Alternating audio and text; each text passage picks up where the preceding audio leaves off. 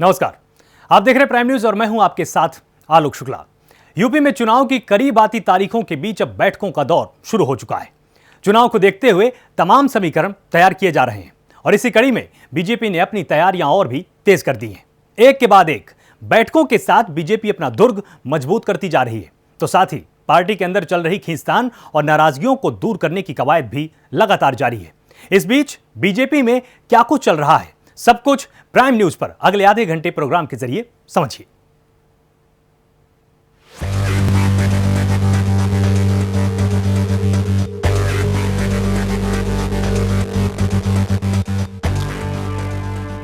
Mission 2022 पर BJP का महामंथन।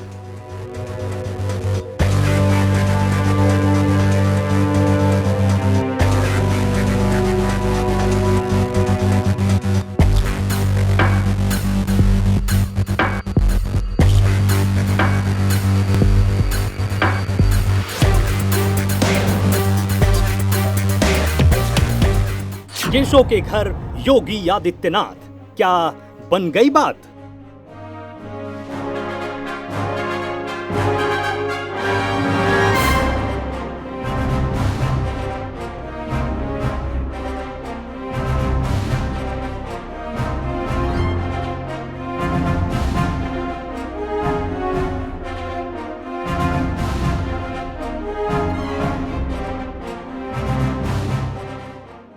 पैंतालीस मिनट की मुलाकात, क्या क्या हुई बात?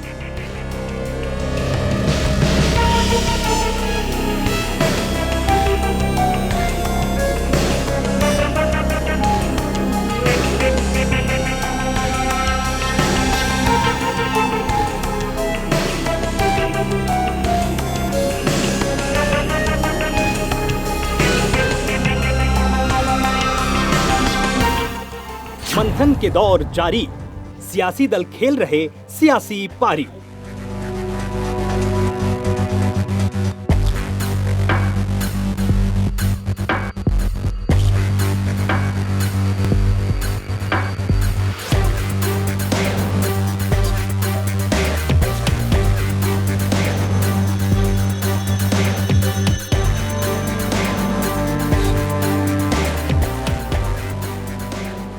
साढ़े 4 साल में पहली बार योगी पहुंचे केशव के दरबार।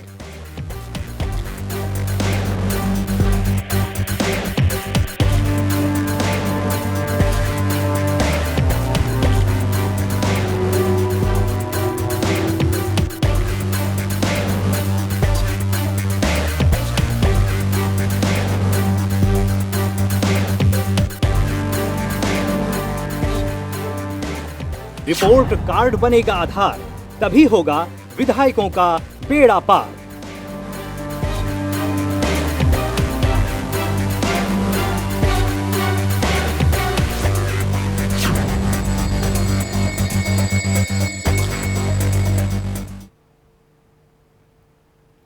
यूपी में साल 2022 में होने वाले चुनाव की तैयारियों की तस्वीरें अभी से निकलकर सामने आने लगी हैं।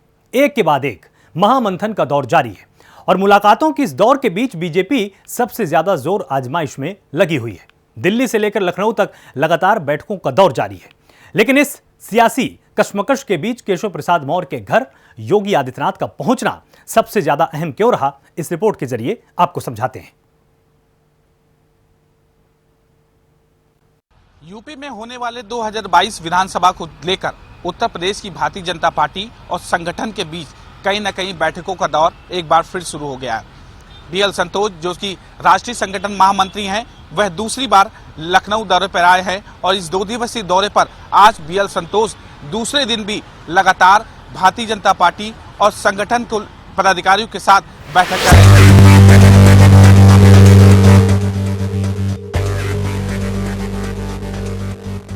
सियासत के नजरिए से देश के सबसे बड़े सूबे उत्तर प्रदेश में राजनीतिक सरगर्मियां जोरों पर हैं। बैठकों का दौर जारी है। चुनाव के लिहाज से नए नए सियासी समीकरण तैयार किए जा रहे हैं।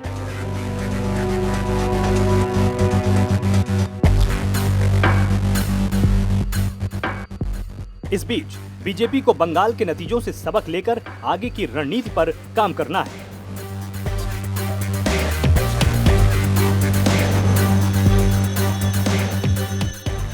2022 का रोड मैप तैयार किया जा रहा है, क्योंकि 2022 वो साल है जो सियासत के लिहाज से सबसे अहम है। और सियासत में एक पुरानी कहावत है कि दिल्ली की गद्दी का रास्ता यूपी की सत्ता की सड़क से होकर जाता है, और यूपी की सत्ता में जिसका सिक्का चलता है, लोकसभा में उसी का पलड़ा भारी होता है।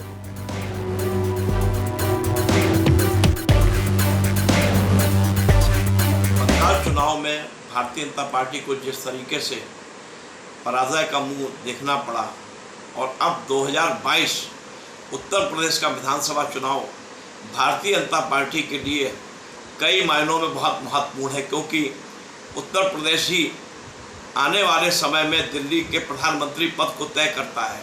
लेकिन भारतीय जनता पार्टी में क्या सब कुछ ठीक है, ये एक सोचने की बात है, क्योंकि पिछड़ी जात से आने वाले केशव मौर्य ने पिछले दिनों एक बयान दिया था कि केंद्रीय नेतृत्व, दिल्ली का नेतृत्व तय करेगा कि उत्तर प्रदेश में 2022 का अगला मुख्यमंत्री भारतीय जनता पार्टी का कौन होगा।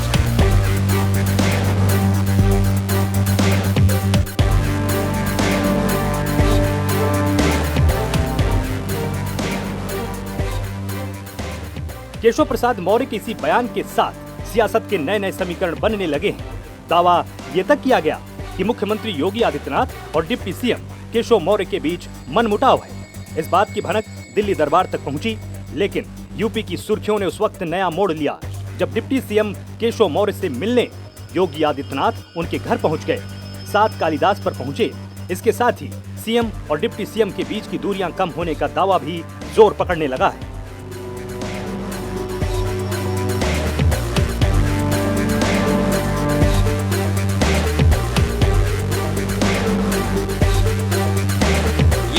लगने शुरू हो गए थे कि भारतीय जनता पार्टी में सब कुछ ठीक नहीं है, और लगभग अभी एक महीने के अंदर 2 बार उनके संगठन के मंत्री BL संतोष और राधा मोहन जी फिर लखनऊ आए हुए हैं।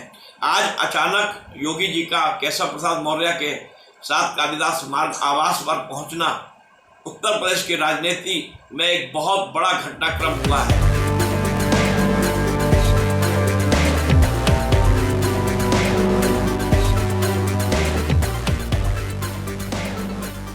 मुख्यमंत्री योगी आदित्यनाथ का केशव प्रसाद मौर्य के घर पहुंचना सियासत के लिहाज से इसलिए भी अहम है, क्योंकि सीएम बनने के बाद ये पहला मौका है जब मुख्यमंत्री योगी केशव प्रसाद मौर्य के घर पर उनसे मिलने के लिए पहुंचे।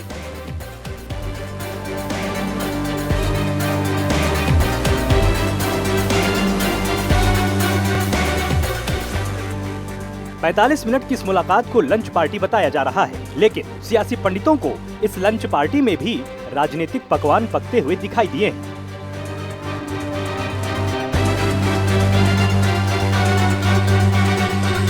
साढ़े 4 साल तक की सरकार में लगातार योगी और केशव मौर्य के बीच जो तनातनी थी, वो तनातनी, और अभी उनके बेटे की शादी भी थी, उसमें आज लंच भोज था।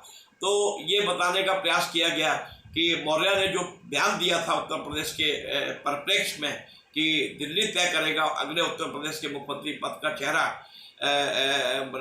मुख्यमंत्री कौन होगा, उसको लेके संगठन और सरकार में लगातार जो खिंचाव चल रहा था, और अभी भी कई कयासबाजी लग रही है कि आखिर क्या मौर्य मान जाएंगे, क्योंकि मौर्य को मनाने मुख्यमंत्री योगी आदित्यनाथ उनके आवास गए, और संगठन और सरकार में तालमेल बना के 2022 में छोटी छोटी जातियों को जोड़कर भारतीय जनता पार्टी किसी भी तरीके से चुनाव जीतना चाहती है। तो ये सारे कील काटे दुरुस्त किए जा रहे हैं, और नाराज केशव प्रसाद मौर्य को मनाने का क्रम भी जारी हुआ है।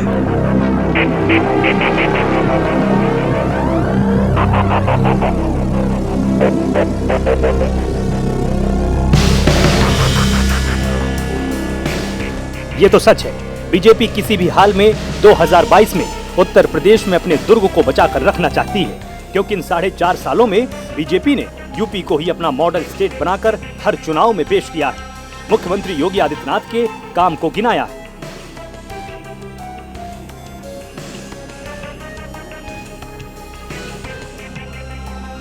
इस बीच बीजेपी अपने मॉडल स्टेट को किसी भी हाल में गंवाने का जोखिम नहीं रख सकती है, तो दूसरी तरफ बीजेपी के सामने 2017 जैसे प्रदर्शन को दोहराने की चुनौती भी है।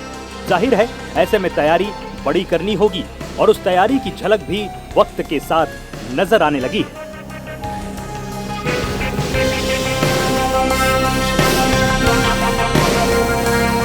लगातार अपने संगठनात्मक ढांचों को क्रियाशील किए जाने के लिए विभिन्न प्रकार के कार्यक्रमों के माध्यम से उसको संचालित करते हैं।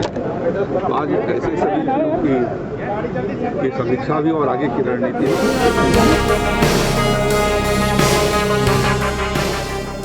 अभी भले ही यूपी चुनाव में तकरीबन 1 साल का वक्त बचा है, लेकिन बीजेपी ने अभी से सियासी समीकरण तैयार करने शुरू किए हैं। बैठकों का दौर जारी है और संगठन को मजबूत करने के लिए जरूरी कदम उठाए जाने की कवायद शुरू हो चुकी है।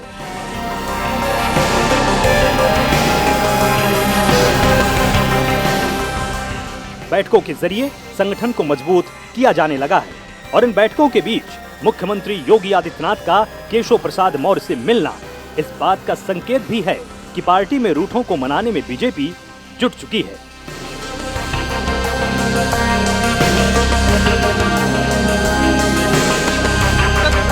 सियासी सरगर्मियां लगातार तेज है। जहां संगठन लगातार बैठक कर रहा है, तो वहीं उत्तर प्रदेश के मुख्यमंत्री योगी आदित्यनाथ आज पहली बार उत्तर प्रदेश के डिप्टी सीएम केशव प्रसाद मौर्य के आवास, सरकारी आवास 7KD पहुंचे, जहां पर कहा यह जा रहा है कि मुख्यमंत्री योगी आदित्यनाथ केशव प्रसाद मौर्य के बेटे और बहू को आशीर्वाद के साथ साथ बधाई देने पहुंचे थे। तो वहीं इसका राजनीतिक रूप देखा जाए तो काफी लंबे समय से इन दोनों के बीच में जो अनबन चल रही थी, उन अनबनों के बीच में राजनीतिक और सियासत कुछ और कह रही है।